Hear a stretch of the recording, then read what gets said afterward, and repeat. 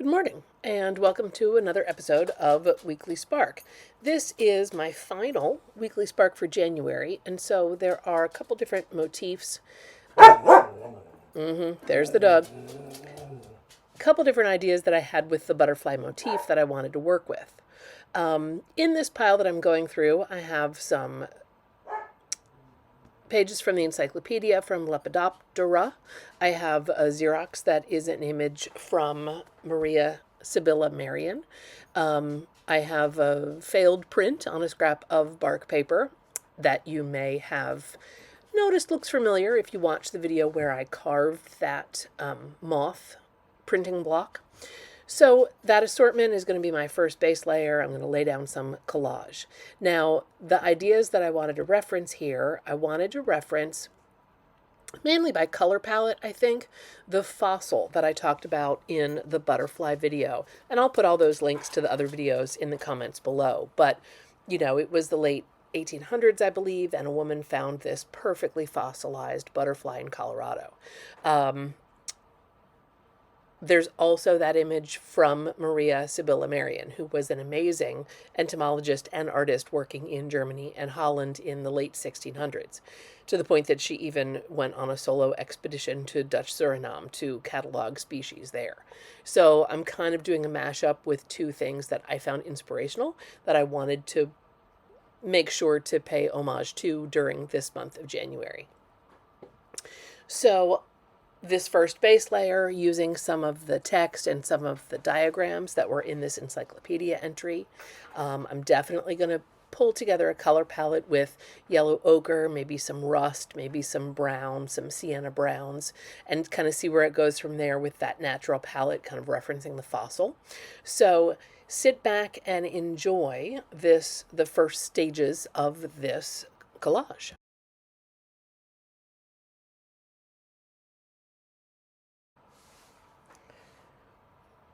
So I've pulled out the gesso here, and I want to use it in some areas as kind of a thick layer that I can stamp into, but I'm also going to use it partially for an image transfer. What you're going to see on the right side of the spread is a large Xerox, which again, as I mentioned, is an image from Maria Sibylla Marion. And I'm actually going to try and transfer it partially onto the paper and partially onto the encyclopedia text that I've already put down. So in order to do that, the encyclopedia text has to have a coat of gel medium on it, which is completely dry, because that's going to seal and protect the paper. Then I'm putting down the gesso here on the bottom half of the page, and the gesso itself should transfer either a toner image or a laser print image. Remember that this kind of transfer process doesn't really work with inkjet because that's a water-based ink. It works with things that are toner-based. So the gesso should take care of the bottom half of the image. The top half of the image is going to be just a straight old gel medium transfer. What works about this combo, or what I hope future Jenny will show you works about this combo, is that both of them require that they dry completely, and then when they're dry, I wet the back of the paper and kind of rub the paper off, leaving the toner image embedded in either the gel medium or the gesso. So here I'm going to burnish it down. I'm sorry the camera's shaking because I am rubbing and it's, brayering and shaking the table. But then I'm going to leave this. I left it overnight, at least 12 hours, but it has to be completely dry. So fingers crossed that this is going to work and that this is going to be kind of the focal point for at least this half of the spread. We'll know when we come back with water and spritz it all down and start to rub that paper away.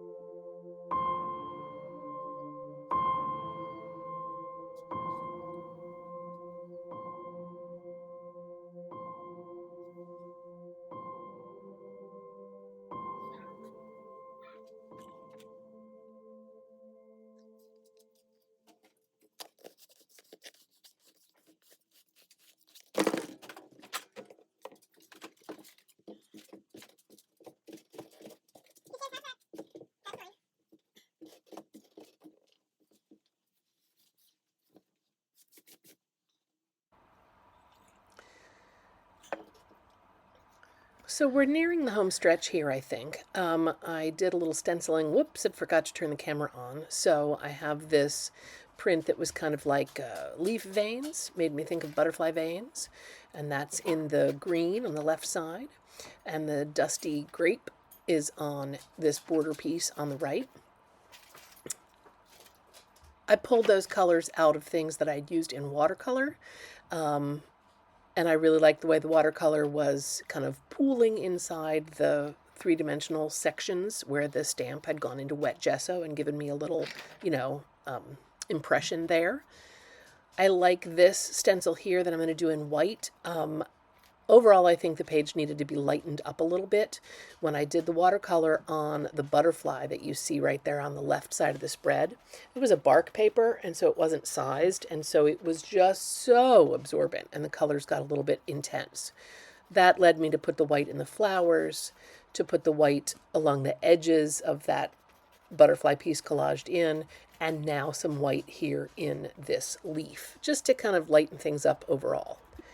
While I took the majority of the color palette in the tans and browns, I was using a lot of the Daniel Smith Moon Glow, which is kind of a muted purpley color, like a shadowy color. And then I brought in that Dusty Concord Grape from the Distress line, stenciled on the right-hand side. So the little purples and the olive greens were the kind of secondary palette, and I just thought it gave it some nice variety. I'm going to add a little bit more of that as I start stamping one more layer onto this spread. I've pulled some foam stamps that are like fern tendrils. So we've got the florals, and I wanted to bring in a little more of that kind of organic flora. I also felt like there was a bit of a split between the two sides of the spread, and although the color palette unified them, if I stamp these designs and kind of repeat them on both sides, that gives me another element of unity. So I am using some archival inks, the Ranger archival inks, I think, and then also I think I might be using some distress inks. It was all based on color.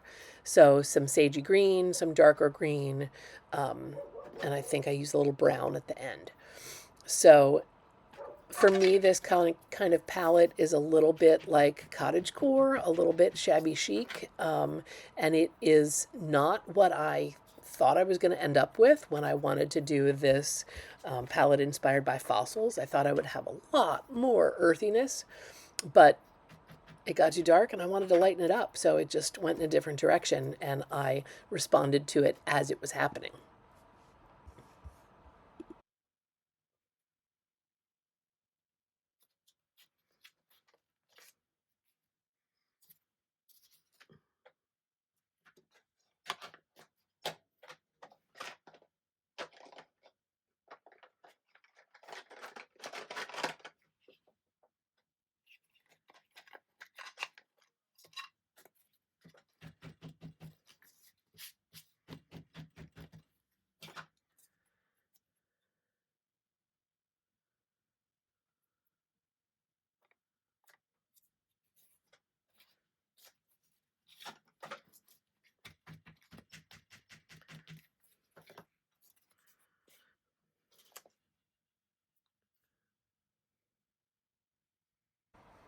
I'm really happy with how it turned out. It's very satisfying when you see it in person. There are quite a few layers, so there are some subtle things, and there is a lot of visual interest, a lot of things that you might not notice at first that you see at a second glance because of the layering. So I hope that this sparked some ideas for you, whether it be in collage or stamping or stenciling, but the butterfly motif was very inspirational for me for the month of January. Stay tuned to hear about the theme for the month of February. There will be some short videos coming up about that with the book inspiration as well as the animal inspiration. But as always, thank you for tuning in, and I would love to have comments below or subscriptions to the channel. I'd love to see you next week for another episode of Weekly Spark. So please feel free to give this a thumbs up or subscribe, and I look forward to taking it to the page again next week.